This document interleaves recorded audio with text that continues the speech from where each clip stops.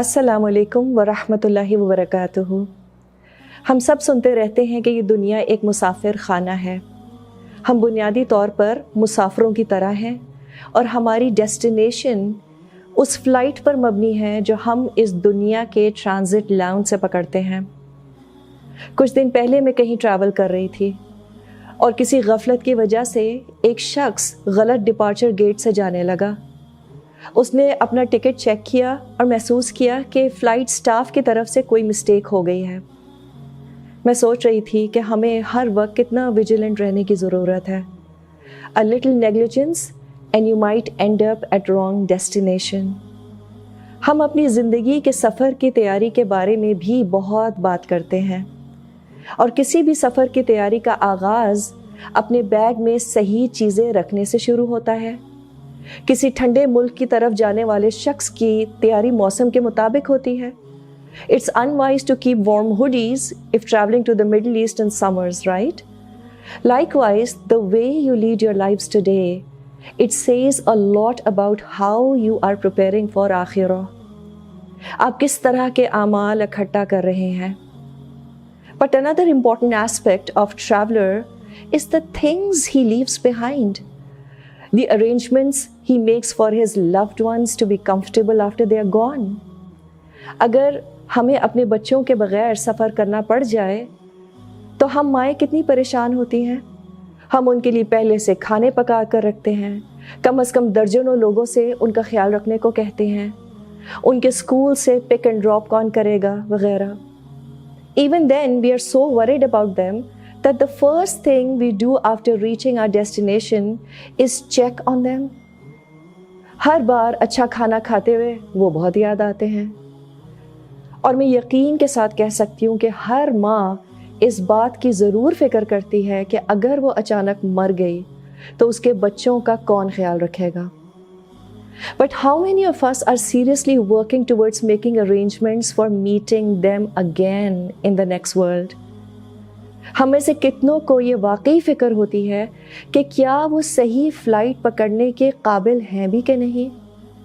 अगर हम अल्लाह की रहमत से और अपनी ज़िंदगी में सही चॉइसेस के सबब जन्नत में पहुंच भी गए, हमारे बच्चों से वहाँ मिलने की क्या तैयारी है। Who will guide our children to lead their lives according to their desired destination?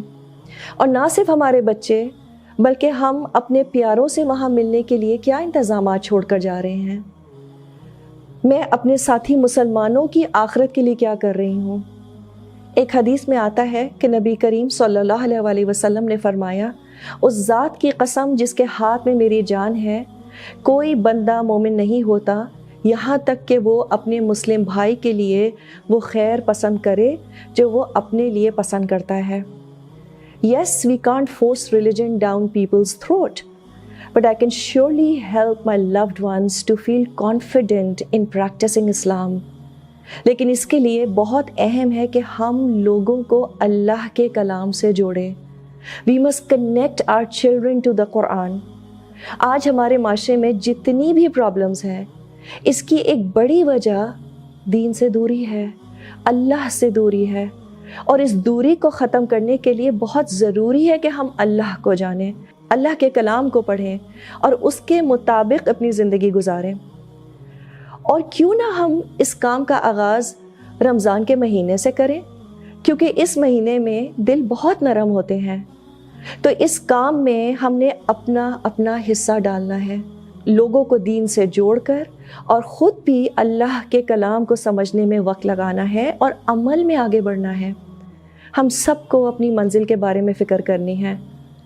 But like any responsible person, we have to make sure that before leaving this dunya, we at least try to make it a better place to live, a comfortable place to practice Islam.